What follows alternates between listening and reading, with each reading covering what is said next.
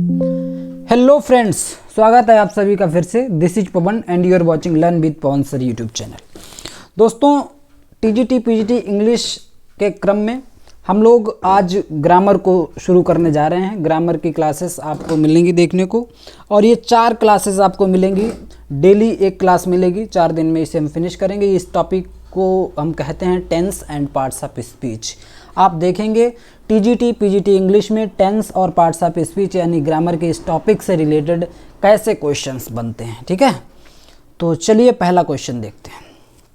आप लोग अपने आंसर भी कमेंट बॉक्स में लिखते जाएंगे जिस क्वेश्चन का आंसर आपको सही लगता है। ठीक है, पहला क्वेश्चन है, in the expression teaching is a science the underlined word is. इस एक्सप्रेशन में यानी इस सेंटेंस में जो अंडरलाइंड वर्ड है टीचिंग, ये क्या है? ये एक वर्बल नाउन है या एब्स्ट्रैक्ट नाउन है या कॉन्क्रीट नाउन है या नन ऑफ द एबव है? सही आंसर क्या है? सही आंसर है यहाँ पर वर्बल नाउन। कैसे सही है? देखो, टीचिंग एक वर्ब है। आप जानते हैं कि टीच एक वर्ब होती है और टीच में आईएनजी लगा देते हैं फिर भी वो वर्ब ही रहती है। लेकिन कभी कभी जब किसी वर्ब में आईएनजी लगा होता है यानी किसी वर्ब की आईएनजी फॉर्म हो लेकिन वो वर्ब का काम ना कर रही हो, वो किसी नाउन की तरह ट्रीट हो रही हो, नाउन की तरह काम कर रही हो, इसे वर्बल नाउन कहते हैं, है ना। आप इस टॉपिक को पढ़ते हैं जेरंड के नाम से। ठीक है, ग्रामर में आप इस टॉपिक को जेरंड के नाम से पढ़ते हैं और ये नॉन फाइनाइट्स टॉपिक में मिलेगा आपको पढ़ने को। ठीक है, जब हम लोग नॉन फाइनाइट्स आप लोग अगर कहेंगे तो नॉन फाइनाइट्स पढ़ेंगे डिटेल में, वहाँ पर आपको पढ़ने को मिलेगा टू इन्फिनिटिव क्या होता है, जीरंड क्या होता है, पार्टिसिपल क्या होता है ना। वो ये सब टॉपिक वहीं से रिलेटेड हैं। तो यहाँ पे टीचिंग एक वर्बल नाउन है या हम कह सकते हैं एक जीरंड है। ठीक है, बढ़ते हैं अगले क्वेश्चन पर। In the formation of nouns from verbs, जब किसी नाउन को हम किसी वर्ब से बनाते हैं, विच of the following is not correct, इसमें से कौन सी चीज़ करेक्ट नहीं है, कौन सा ऑप्शन करेक्ट नहीं है? आप जानते हैं एब्डिकेट, नहीं जानते हैं तो अभी सीख जाएंगे। यहाँ पे आपको लग रहा है कि ये किसी वोकैब का क्वेश्चन है, लेकिन नहीं, ये पार्ट्स ऑफ स्पीच का क्वेश्चन है। और यहाँ पर ऐसे कई क्वेश्चन पूछे जाते हैं, जैसे टीजीटी 2016 का है तो इसमें आपसे पूछा जाएगा, कोई नाउन दिया होगा और आपसे पूछा जाएगा इसका वर्ब फॉर्म क्या होगा। कोई वर्ब है तो इससे एडजेक्टिव क्या बन सकता है, इस टाइप के क्वेश्चंस पूछे जाएंगे। ठीक है, तो वैसा ही क्वेश्चन ये है। एब्डिकेट मीन्स होता है त्यागना, है ना, त्यागना। एब्डिकेट होता है त्यागना, त्याग देना, एक वर्ब है और इससे जो नाउन बनता है वो होता है एब्डिकेशन। एब्डिकेशन का मतलब होता है त्याग। यहाँ पर एब्डिकेट है तो यहाँ पर दूसरा भी एब्डिकेशन ही होना चाहिए था, लेकिन यहाँ पे दिया है एब्डक्शन, जो कि गलत है। एब्डक्शन के लिए यहाँ पे वर्ब होनी चाहिए थी एब्डक्ट। क्या होना चाहिए था? एब्डक्ट वर्ब होनी चाहिए यहाँ पर। ठीक है, एब्डक्ट वर्ब हो जानी चाहिए थी, लेकिन यहाँ पर एब्डक्ट वर्ब नहीं है। तो अगला देखेंगे, एडॉप्ट है, एडॉप्ट से एडॉप्शन बनता है, अफेक्ट से अफेक्टेशन बनता है। बाकी सारे ही वर्ड सही हैं, इधर जो हैं वर्ब हैं और इनसे बनने वाले नाउन हैं। यहाँ पर एब्डक्शन जो है, एब्डक्शन बनता है एब्डक्ट वर्ब से। ऑप्शन बी सही आंसर है। अगला क्वेश्चन है आपका आर्टिकल से रिलेटेड। यहाँ पर ऐड क्या आ जाएगा? ऐड अ वॉवेल, यहाँ पे आना चाहिए A. Add a vowel after last consonant की जगह यहाँ पर होना चाहिए आफ्टर द लास्ट कॉन्सोनेंट। कैसे होना चाहिए? क्योंकि यहाँ पे आर्टिकल ए आएगा, add a vowel after the last consonant, last के साथ में द आता है। नियम ये है यहाँ पर कि आर्टिकल के लिए यहाँ पे नियम क्या है, किसी भी ऑर्डिनल नंबर से, ऑर्डिनल नंबर होते हैं आपके फर्स्ट, सेकेंड, थर्ड और इस तरीके से कितना भी आगे चले जाओ ये सब ऑर्डिनल नंबर होते हैं। इसी तरीके से लास्ट भी होता है एक ऑर्डिनल। ठीक है, तो इन सभी से पहले हम लोग आर्टिकल द का यूज करते हैं, ये है आपका rule. Add a vowel after the last consonant, तो क्या सही आंसर है? Add a vowel after the last consonant. Option D सही मिल रहा है यहाँ पर।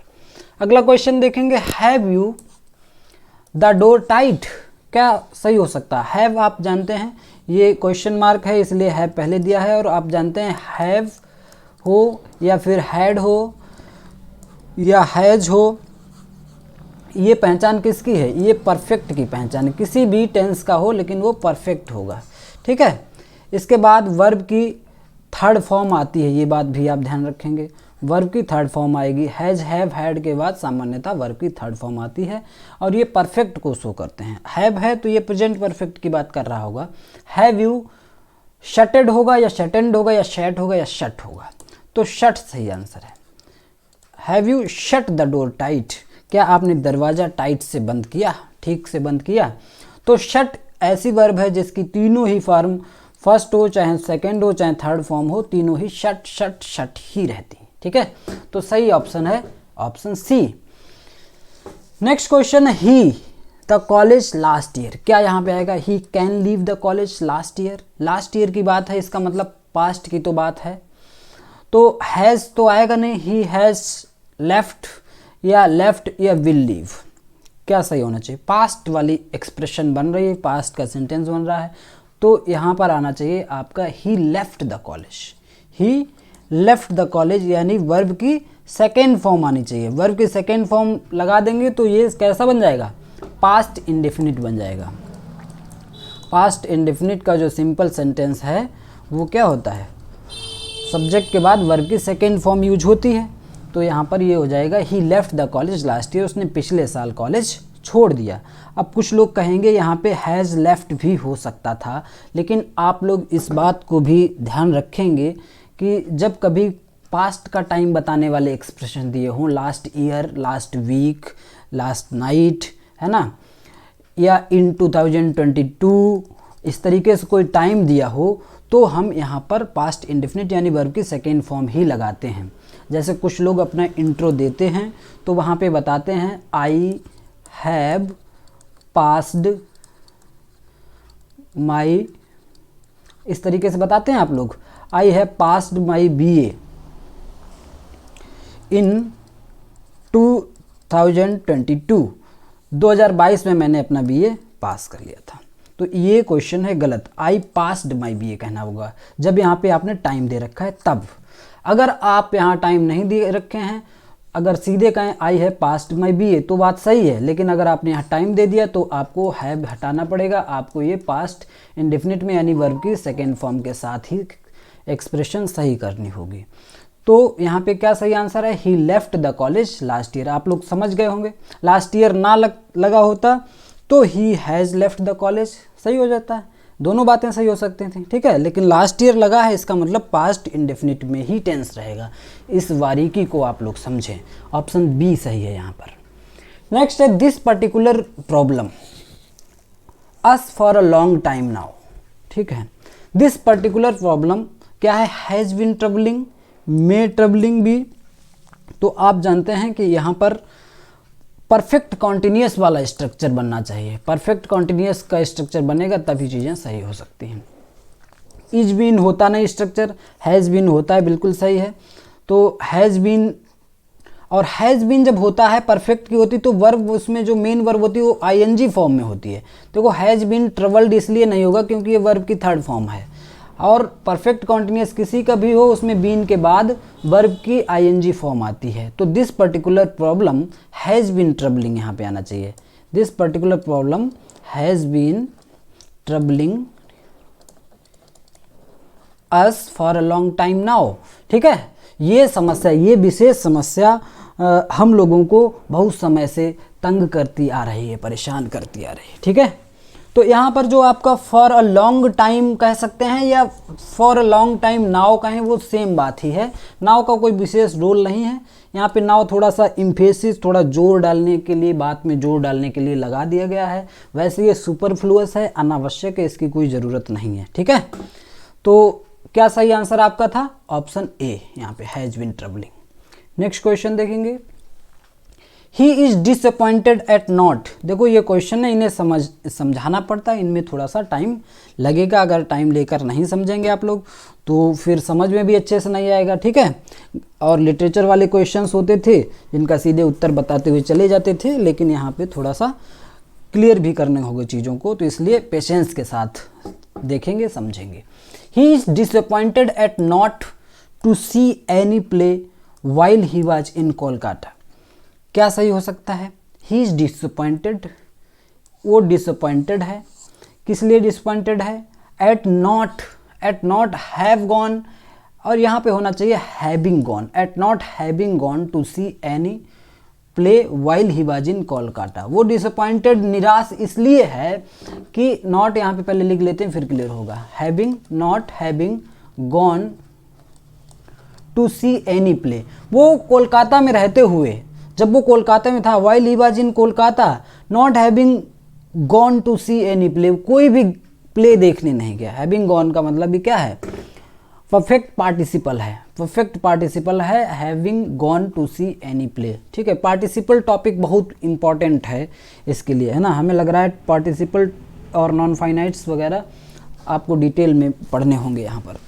The masculine gender of goose, masculine gender of goose, goose का जो मैस्कुलाइन जेंडर है वो क्या है? बताइए क्या है सही आंसर?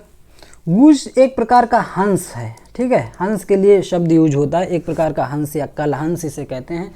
इसका जो मैस्कुलाइन जेंडर है वो है gander, option C gander. Drone जो है इसका गूज का मैस्कुलाइन है गैंडर, और ड्रोन किसका मैस्कुलाइन है? बी का। बी फेमिनिन जेंडर है और उसका हो जाता है मैस्कुलाइन ड्रोन। ऐसे ही ड्रेक जो है, ड्रेक किसके लिए होता है? ड्रेक होता है डक के लिए। डक फेमिनाइन जेंडर है और इसका जो है मैस्कुलाइन है वो है ड्रेक, और गूज का मैस्कुलाइन है गैंडर, ऑप्शन सी। ठीक है, बढ़े अगले क्वेश्चन पर। हार्डली, ये विशेष टाइप का क्वेश्चन है, ऐसे क्वेश्चंस बहुत अच्छे से पढ़ के जाएं एग्जाम देने। हार्डली के बाद क्या आएगा? आपको लगेगा हार्डली के बाद सीधे सब्जेक्ट आएगा, लेकिन यहाँ पे क्वेश्चन दूसरे तरीके का है। टीजीटी 2016, आप जानते हैं 2016 वाले टीजीटी का एग्ज़ाम कितने सालों के बाद हुआ था, है ना? करीब 4 साल के बाद इसका एग्ज़ाम हुआ था। फॉर्म 2016 में भरे गए थे, एग्ज़ाम लगभग 2019 के अंत तक हुआ था, ऐसा कुछ था। ठीक है, तो हार्डली यहाँ पर क्वेश्चन कैसा पूछा गया? Reached her home when the rain started. तो यहाँ पे सही आंसर है हार्डली हैड शी रीच्ड, और आपको लगेगा कि यहाँ पे होना चाहिए शी हैड। सही एक्सप्रेशन तो यही है, she had reached her home when the rain started. जब बारिश स्टार्ट हुई तब तक वो अपने घर पहुँच चुकी थी, है ना। लेकिन यहाँ पे हार्डली शब्द है, हार्डली के शब्द के साथ ऐसे लिख नहीं सकते। हार्डली के बाद आएगा हार्डली हैड शी, यानी ये थोड़ा सा चेंज कर दिया जाता है, चेंज कर दिया जाता है, यानी जो इसके साथ हेल्पिंग वर्ब आएगी वो सब्जेक्ट से पहले लिख दी जाती है। हार्डली इसे कहते हैं इन्वर्जन। ठीक है, क्या कहते हैं इसे? ये एक इन्वर्जन करके छोटा सा टॉपिक है, इन्वर्जन का क्वेश्चन है। मिल्टॉनिक इन्वर्जन लिटरेचर में आप पढ़ते हैं, मिल्टन भी इन्वर्जन का खूब यूज करते हैं। Hardly had she reached her home when the rain started, वो मुश्किल से घर पहुंच ही पाई थी तब तक रेन स्टार्ट हो गई। ठीक है, अगला क्वेश्चन देखेंगे। जो भी लोग नए हैं चैनल को सब्सक्राइब कर लें। The boss wanted to know, boss जानना चाहता था done the job, how I had done the job, that how had I, या हाउ वुड हैव, या हाउ हैड आई। क्या सही होगा? क्वेश्चन यह है कि the boss wanted to know, boss जानना चाहता था कि how I had done the job, मैंने ये काम किया कैसे, how I had done the job. यहाँ पे सही आंसर क्या आ जाएगा? How I had done the job. ठीक है, तो ये सही आंसर है। आपको लग रहा है यहाँ पे क्वेश्चन है, ये क्वेश्चन बिल्कुल ही नहीं है। ये यहाँ पे आपको बताया जा रहा था कि बॉस क्या चाहता था। यहाँ पे ये प्रश्न बिल्कुल नहीं है कि मैंने ये काम कैसे किया। यहाँ पे बताने वाला आपको ये बता रहा है कि मेरा बॉस ये जानना चाहता था कि मैंने ये जॉब कैसे की, मैंने ये काम कैसे किया। तो जो बताया जाता है वो स्टेटमेंट की फॉर्म में होगा, है ना। हाउ आई हैड, इसीलिए हमने हाउ हैड आई नहीं लिखा, है ना। हाउ हैड आई वैसे तो होता यहाँ पर, अगर क्वेश्चन होता तो हाउ हैड आई करना पड़ता, लेकिन यहाँ पे क्वेश्चन है ही नहीं। ठीक है, तो ऑप्शन ए सही है, how I had done the job, simple tense में लिखा जाएगा। नेक्स्ट क्वेश्चन देखेंगे। आई विश से बना है question. I were a king, ये सिंपल से एक्सप्रेशन है, ये आपको पता होनी चाहिए।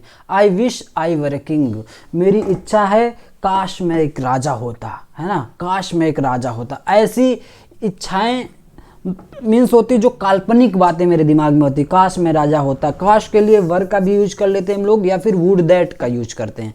I wish I were a king, option A सही हो जाएगा। बहुत इजी क्वेश्चन भी है, लेकिन जब समझे नहीं होते हैं तो थोड़ा मुश्किल लगते हैं। लेकिन यहाँ पर पार्ट्स ऑफ स्पीच से और टेंस से रिलेटेड अभी तक ऐसे ही क्वेश्चन पूछे गए हैं, तो हमें अगर एग्जाम निकालना है तो इन्हीं चीज़ों को सीखना होगा, ठीक है। अगला क्वेश्चन देखेंगे। My eldest son was a scholar. In the sentence my eldest son is, इस सेंटेंस में माई एल्डेस्ट सन ये है क्या, सब्जेक्ट है या ऑब्जेक्ट है या प्रेडिकेटर है या कॉम्प्लीमेंट है। तो आप जानते हैं my eldest son was a scholar, was यहाँ पे वर्ब है, वाज वर्ब है, और माई एल्डेस्ट सन किसी वर्ब के सब्जेक्ट के रूप में यूज हुआ है, किसी वर्ब के सब्जेक्ट के रूप में यूज हुआ है माई एल्डेस्ट सन। ये तीनों वर्ड एक हैं, यानी सब्जेक्ट है यहाँ पर, ऑप्शन ए सही हो जाएगा। माई एल्डेस्ट सन क्या है यहाँ पर, सब्जेक्ट है, was a scholar, option A सही हो जाएगा।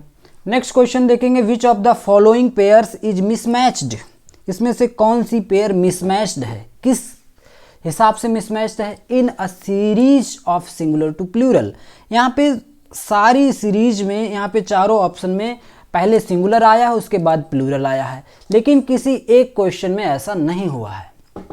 तो आप देखें क्राइटेरिया सिंगुलर है या प्लूरल है, आप लोग कमेंट बॉक्स में बताएं, लेकिन यहाँ पे मैं आपको बता दे रहा हूँ क्राइटेरिया है प्लूरल, क्या है प्लूरल, और इसका सिंगुलर है क्राइटेरियन, क्राइटेरियन सिंगुलर है।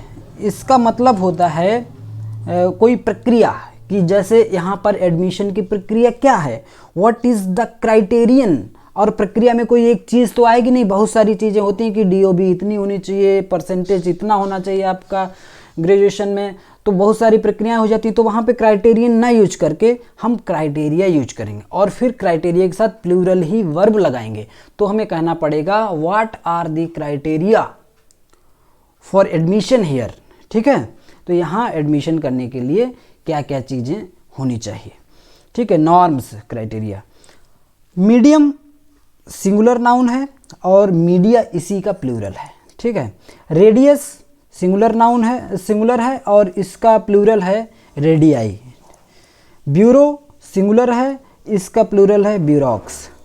तो बाकी सब सिंगुलर प्लूरल के क्रम में सही हैं, लेकिन ऑप्शन ए में प्लूरल पहले दे दिया गया और सिंगुलर बाद में दिया गया। क्राइटेरिया प्लूरल है, क्राइटेरियन सिंगुलर है, option A will be answer here. Next question देखिए।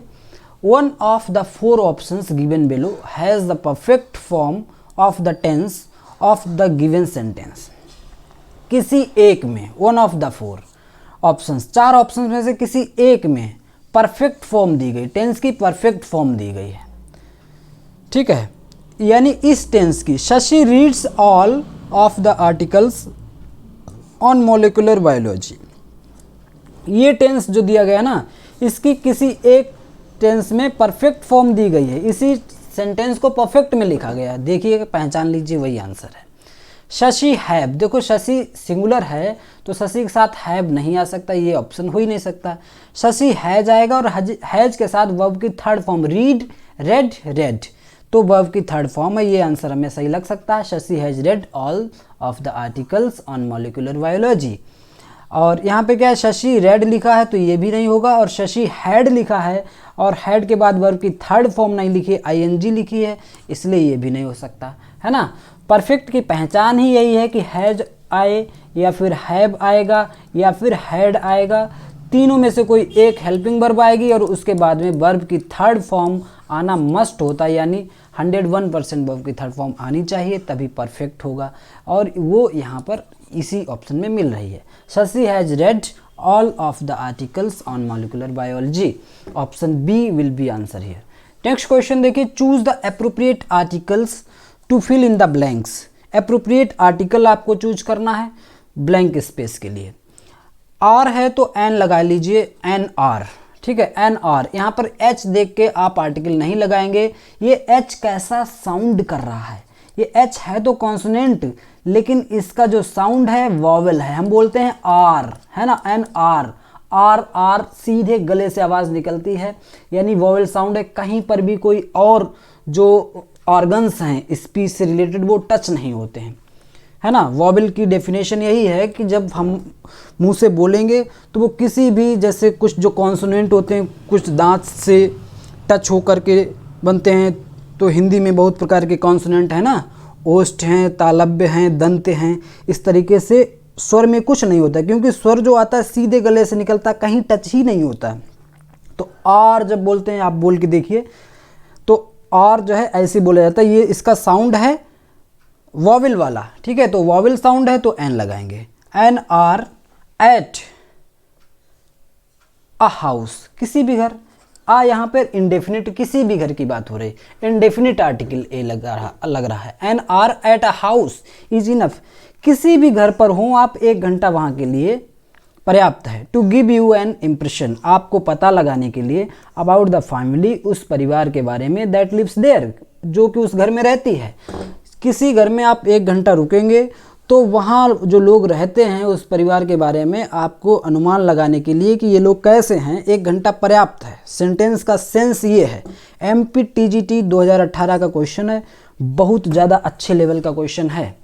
N hour at a house, तो सही आंसर क्या है, एन पहले आएगा फिर ए आएगा, option C will be your answer here. Next है, choose the word with the appropriate suffix that gives the noun form of the underline word.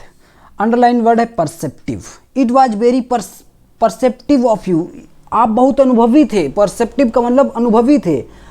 It was very perceptive of you, जैसे कहते हैं it was very clever of you, आप बहुत चालाक थे। ऐसे यहाँ पे परसेप्टिव का मतलब अनुभवी है।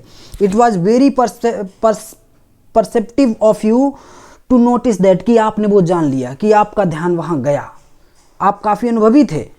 तो अब परसेप्टिव का नाउन फॉर्म क्या होता है, यहाँ पर आपके लिए ऑप्शन बी है, ठीक है। आप ये मान लें कभी भी NESS लगा है तो वो नाउन ही है। यहाँ पे परसेप्टिव का नाउन बन ही यही रहा है, ठीक है, बाकी और कोई नाउन इसमें है नहीं। ऑप्शन बी सही आंसर हो जाएगा। अगला क्वेश्चन देखेंगे, यूज द आर्टिकल। आर्टिकल आपको लगाना है यहाँ पे। The teacher drew a tree, teacher ने एक पेड़ खींचा, यानी पेड़ बनाया होगा, ड्रू किया है, ड्रा किया है। On black board, black board का मतलब यहाँ पे the, on the black board. और ब्लैक बोर्ड किसका, जो टीचर जिस क्लास में पढ़ा रहा है उस क्लास में एक ब्लैक बोर्ड होगा, उसी ब्लैक बोर्ड की बात हो रही है। अगर टीचर ने कोई पेड़ ड्रा किया है, बनाया है, तो ब्लैक बोर्ड पे बनाया होगा, उसी क्लास में जो ब्लैक बोर्ड होगा उसी पे बनाया होगा। तो ये ब्लैक बोर्ड यहाँ पे डेफिनिट है, तो डेफिनिट आर्टिकल इसीलिए यहाँ पे आ रहा है द, ठीक है। The teacher draw a tree on the black board, एक टीचर ने ब्लैक बोर्ड पर एक पेड़ बनाया। अगर हम इसमें लगा दें a teacher drew a tree on a black board, तो एक टीचर ने किसी ब्लैक बोर्ड पे पेड़ बनाया। द और ए में इतना अंतर हो जाता है, ठीक है। ए का मतलब अनिश्चित आर्टिकल हो जाता है, इनडेफिनिट आर्टिकल हो जाता है, किसी ब्लैक बोर्ड पे बनाया होगा इसका सेंस हो जाएगा। लेकिन हमें यहाँ पे लगाना है आर्टिकल द, ऑप्शन ए सही आंसर हो जाएगा। आर्टिकल चैप्टर भी बहुत बड़ा है, बहुत डिटेल में पढ़ें तो कम से कम 20 क्लासेस में कंप्लीट होता है आर्टिकल की थ्योरी, ऑप्शन ए। लेकिन डोंट वरी, यहाँ पे हम लोग प्रीवियस ईयर क्वेश्चन के थ्रू बहुत सारी चीज़ें सीख लेंगे, और इसके अलावा जो भी कॉन्सेप्ट इंपॉर्टेंट होंगे उन्हें डिटेल हम आपको और भी पढ़ाएंगे, अलग से भी चीज़ें। Use appropriate tense, appropriate tense का यूज कीजिए यहाँ पे। It rain heavily for a week, the wells are overflowing. Rain आएगा, रेन की किस फॉर्म को लगाएंगे ये आपसे पूछा जा रहा है। It had rained heavily for a week, देखो फॉर ए वीक का मतलब यहाँ पे टाइम दिया है। जब टाइम भी दिया होता है किसी काम के होने का, घटना घटने का, फॉर के साथ में या सिंस के साथ में, तो हमें क्या करना होता है, परफेक्ट कॉन्टिन्यूअस वहाँ पे लगाना पड़ता है। और परफेक्ट कॉन्टिन्यूअस का मतलब क्या होता है, हैज़, हैव, हैड के साथ में बीन आएगा और उसके बाद वर्ब की ING फॉर्म आएगी। तो ये ऑप्शन डी सही होगा। It has been raining heavily, बहुत ज़्यादा मात्रा में बहुत भारी बारिश होती रही है, फॉर ए वीक, एक सप्ताह से। द वेल्स आर ओवरफ्लोइंग, सारे कुएं जो है ना ओवरफ्लो होने लगे हैं। ऑप्शन डी सही आंसर है यहाँ पर, ऑप्शन डी। आई होप आप लोग अच्छे से समझ रहे होंगे, और अगर अच्छे से समझ में आ रहा है, ग्रामर की पहली क्लास है, अगर मज़ा आ रहा है, आपको लग रहा है कि ये क्लास कंटिन्यू होनी चाहिए, तो आप क्लास को लाइक करें और कमेंट बॉक्स में फीडबैक भी अपना लिखें। अगर क्लास में मज़ा आ रहा है तो, आपको लग रहा है ज़रूरी जानकारी मिल रही तो। बढ़ेंगे अगले क्वेश्चन पर। I have never eaten nice mangoes. Nice mangoes एक नाउन है मैंगोज, और उसके बाद दिया है एज, तो हमें ये लग रहा है यहाँ पे आएगा सच। ठीक है, देखिए I have never eaten such nice mangoes as this. जितना अच्छा मैंगो ये है ना, ऐसे नाइस मैंगोज मैंने कभी नहीं खाए हैं। आई हैव नेवर ईटन सच, सच के बाद में जब कोई नाउन आता है उसके बाद जो है उस नाउन की विशेषता बतानी होती है, तो उसे एज का सहारा लेना पड़ता है। I have never eaten such nice mangoes as this, जैसा कि ये है, तो ऑप्शन बी सही हो जाएगा यहाँ पर। नेक्स्ट क्वेश्चन देखिए, जो भी लोग नए हैं चैनल को सब्सक्राइब जरूर कर लें और क्लास को लाइक भी कर दिया करें। अगला क्वेश्चन देखिए, which of the following is the past form of the verb dwell. Dwell का मतलब होता है रहने के सेंस में। शी ड्वेल्ट अपार्ट एक पोएम है विलियम वर्ड्सवर्थ की। तो which of the following is the past form of the verb dwell. Dwell की पास्ट फॉर्म है ड्वेल्ट, ऑप्शन सी। ड्वेल्स उसी की यस लगा करके यस यस फॉर्म हो जाती है, ड्वेलिंग है, डोल कोई जो भी है आप देख लेना इसका क्या मीनिंग है। आई होप इसका मीनिंग मुझे क्लियर भी नहीं और मिला भी नहीं कहीं, तो ऑप्शन सी सही आंसर है यहाँ पर। ड्वेल का सेकेंड फॉर्म ड्वेल्ट है। मिलेंगे अगला क्वेश्चन देखिए, which of the following is the past participle form of the verb rip. Rip, rip का मतलब होता है तोड़ के सेंस में, फाड़ना, कुछ तोड़ने के सेंस में, है ना। तो रिप का जो पास्ट पार्टिसिपल है, आप जानते हैं एक प्रेजेंट फॉर्म होती है, एक पास्ट फॉर्म होती है, एक पास्ट पार्टिसिपल फॉर्म होती है। यानी एक V1 है, एक V2 है और एक V3 है। पास्ट पार्टिसिपल जो होता है वो V3 को कहते हैं। तो V3 क्या है, वर्ब की थर्ड फॉर्म क्या है, रिप की। तो रिप की सेकंड और थर्ड फॉर्म रिप्ड रिप्ड ही होती है, rip ripped ripped. Option B आपका आंसर है। अगला क्वेश्चन देखेंगे, आइडेंटिफाई द करेक्ट टेंस पहचानना है आपको इसमें। He said that he was going to eat it. He was going to eat it. उसने कहा, तो इसमें ये कॉन्टिन्यूस सेंटेंस है, ही के साथ was है, गोइंग है, तो ये क्या है, पास्ट का मिल रहा है और कॉन्टिन्यूस मिल रहा है। ऑप्शन बी सही आंसर है। He said that he was going to eat it, कि वो उसे खाने जा रहा था, है ना। वैसे ऐसे एक्सप्रेशन फ्यूचर का भी सेंस देते हैं कि खाने जा रहा है, भी खाया थोड़े है ना, खा रहा है। He was going to eat it, मैं उसे खाने जा रहा हूँ, तो ये नियर फ्यूचर की भी बात करते हैं, लेकिन ऐसा कोई ऑप्शन यहाँ है नहीं, इसलिए हमें पास्ट कॉन्टिन्यूस बताना पड़ेगा, ऑप्शन बी। ठीक है, चलिए बढ़े अगले क्वेश्चन पर। Which of the following is the past participle form of the verb besiege. Besiege, besiege का पास्ट पार्टिसिपल क्या है, यानी पास्ट पार्टिसिपल का मतलब वर्ब की थर्ड फॉर्म। बिसीज की सेकंड और थर्ड फॉर्म बी शॉर्ट होती है, ऑप्शन सी। अगला क्वेश्चन देखिए, tick the verb form of the following.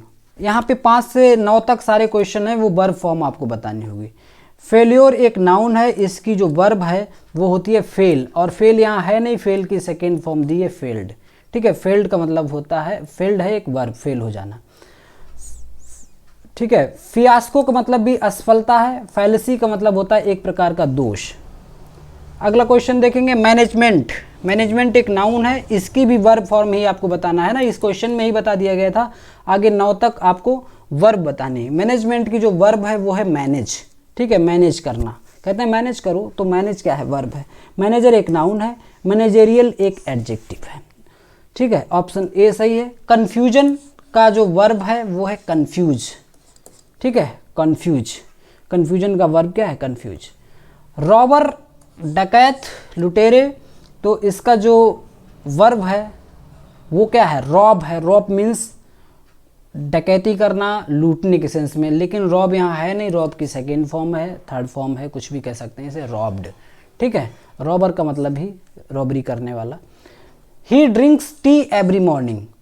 He drinks T every morning, तो ये कैसा टेंस है आपको बताना है। ही के साथ में, सब्जेक्ट के साथ में वर्ब की फर्स्ट फॉर्म है और इसमें एस लगा हुआ है, इसका मतलब ये प्रेजेंट इंडेफिनिट है। क्या है?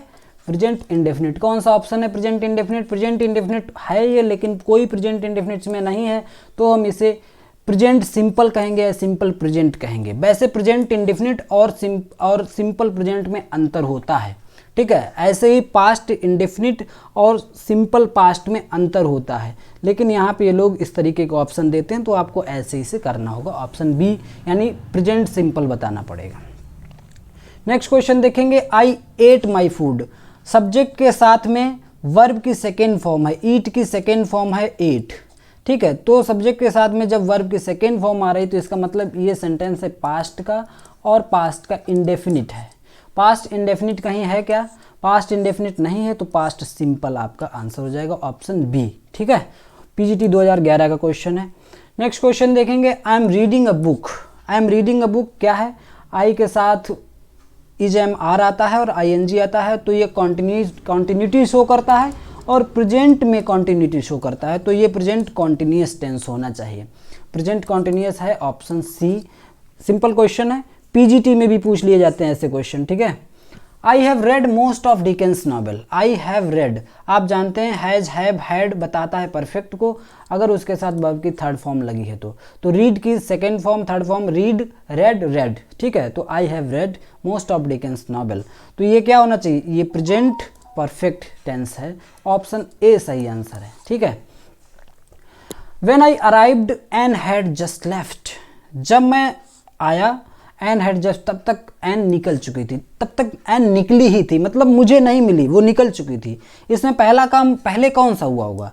आई अराइव्ड पास्ट इंडेफिनिट का है और had left past perfect show करता है, तो हैड लेफ्ट जो परफेक्ट है यानी वो पूरा हो गया, वो उससे भी पहले का है।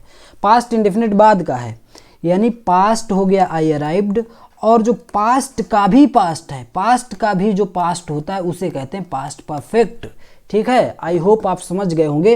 व्हेन आई अराइव्ड, जब मैं आया, तो उससे भी पहले एक काम और था, वो परफेक्ट हो चुका था। क्या? एन हैड लेफ्ट, ठीक है, एन निकल चुकी थी, यानी एन हमसे पहले निकल चुकी, एन के जाने वाला काम मुझसे पहले हुआ, इसीलिए वो परफेक्ट टेंस में लिखा गया उसे।